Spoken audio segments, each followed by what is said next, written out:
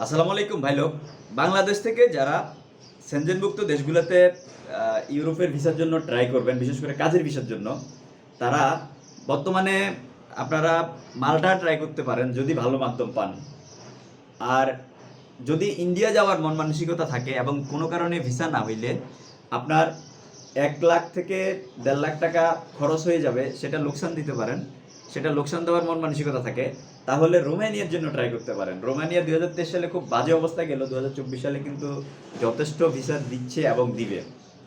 তবে আপনারা বাংলাদেশ থেকে যারা রোমানিয়ার জন্য ট্রাই করবেন তারা চেষ্টা করবেন যে মোটামুটি সিনিয়র সিটিজেন হওয়ার, এবং যারা বিয়ে শাদী করছেন এবং বিদেশ ফেরত লোক এবং ভালো ইংরেজি জানেন, এই টাইপের লোকগুলো ট্রাই করবেন, আপনারা নিরাশ হবেন না। আর বাংলাদেশি পাসপোর্টধারী যারা মধ্যপ্রাচ্য থেকে এবং মালয়েশিয়া থেকে ট্রাই করবেন রোমানিয়ার জন্য, তাদের কোনো কোয়ালিটির প্রয়োজন নাই। আপনারা ওই সব দেশে আছেন, এটা বসবাস করতেছেন, বৈধ কাজের বিষয়ে কাজ করতেছেন, এটাই আপনাদের সবচেয়ে বড় যোগ্যতা। আপনারা ওইসব দেশ থেকে ট্রাই করলে 98% ভিসা হওয়ার সম্ভাবনা আছে, 2% ভিসা রিজেক্ট হওয়ার সম্ভাবনা আছে।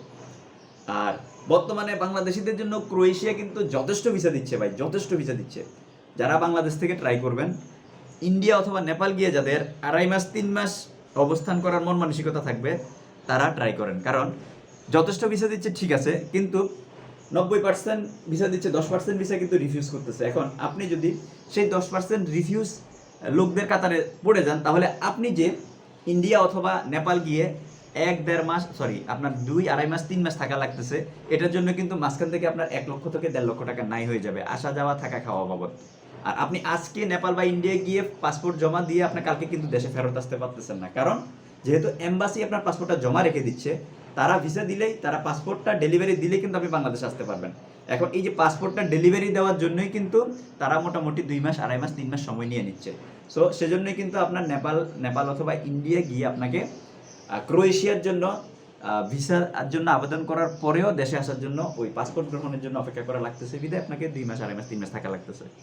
তো যারা সেনজেনভুক্ত দেশগুলোতে ট্রাই করবেন ইউরোপের, বিশেষ করে তারা এই জিনিসগুলো মাথায় নিয়ে মাঠে নামবেন। কারণ আমাদের দেশে আমরা যারা বিশেষ করে এজেন্সির থ্রু যারা কাজ করি, এজেন্সিতে আমরা গেলে এজেন্সি কখনোই আপনাকে বলবে না এই জিনিসগুলো, যে কোনো কারণে ভিসা না হইলে আপনার মাঝখান থেকে 1.5 লক্ষ টাকা নাই হয়ে যাবে, এই কথাটা কিন্তু আপনাকে কোনো এজেন্সি বলবে না।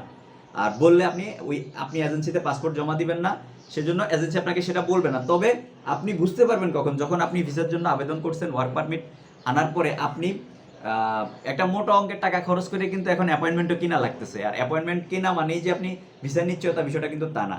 আপনি অ্যাপয়েন্টমেন্ট কিনে এম্বাসি ফেস করে যখন রিফিউজ খাবেন, তখন যখন আপনি 2-4 মিলাবেন, তখন দেখবেন যে ভিসা না হওয়ার কারণে আপনার ইন্ডিয়া আসা যাওয়া থাকা খাওয়া বা এম্বাসি ফেস করা বাবদ আপনার 1 থেকে 1.5 লক্ষ টাকা নাই হয়ে গেছে। তো যারা 1 থেকে 1.5 লক্ষ টাকা জুয়া খেলতে পারবেন, তারা ইউরোপের সেনজেনভুক্ত দেশগুলোর জন্য ট্রাই করেন। এখন অনেকে বলবেন যে আচ্ছা ভাই, ইন্ডিয়াতে গেলেই না 1 লক্ষ থেকে 1.5 লক্ষ টাকা খরচ হবে ভিসা না পাইলে, কিন্তু বাংলাদেশে থাকা অবস্থায় যে সকল দেশ বাংলাদেশে থেকে অ্যাপ্লাই করা যায়, সেগুলোর ক্ষেত্রে আপনার তো হয়তো বা 1-1.5 লক্ষ টাকা খরচ হবে না ভাই, সেগুলোর ক্ষেত্রে আরো বেশি খরচ হবে। তার কারণ কি, যেমন ধরেন হাঙ্গেরি এম্বাসি বাংলাদেশে আছে, মাল্টা বাংলাদেশে আছে, বা আরো অন্যান্য ইতালি বাংলাদেশে আছে। খোঁজখবর নিয়ে দেখেন, এই সকল দেশগুলোতে অ্যাপয়েন্টমেন্ট বাণিজ্য হচ্ছে। আপনি অ্যাপয়েন্টমেন্ট কিনতে গেলে আপনার 1,10,000 1,20,000 টাকা, তার কম বেশি টাকা কিন্তু খরচ হয়ে যাচ্ছে শুধু অ্যাপয়েন্টমেন্ট নেওয়ার ক্ষেত্রে। এখানে সুবিধা কি, আপনি ইন্ডিয়া যেতে হচ্ছে না, ইন্ডিয়া যাওয়ার জন্য আপনার বাড়তি খরচ লাগতেছে না, কিন্তু আপনার উনার উপরে 39 যে একটা কথা আমরা বলি, সেটা কিন্তু খরচ হয়ে যাচ্ছে। যে অ্যাপয়েন্টমেন্ট কিনতে গিয়ে আপনার কিন্তু 1,10,000 1,20,000 টাকা কিন্তু আপনার চলে যাচ্ছে। তো এগুলো ভেবে চিন্তে দেখে শুনে আপনারা ট্রাই করবেন। আর যে কেউ যে কোনো ইউরোপের সেনজেনভুক্ত দেশের জন্য বলে ফেললে হুটহাট করে পাসপোর্ট জমা দিয়ে দিবেন না। আগে দেখবেন যে এই দেশে আসলে বর্তমানে বাংলাদেশিদের জন্য ভিসা দেওয়ার রেশিও কতটুকু, কত পার্সেন্ট লোককে ভিসা দিচ্ছে।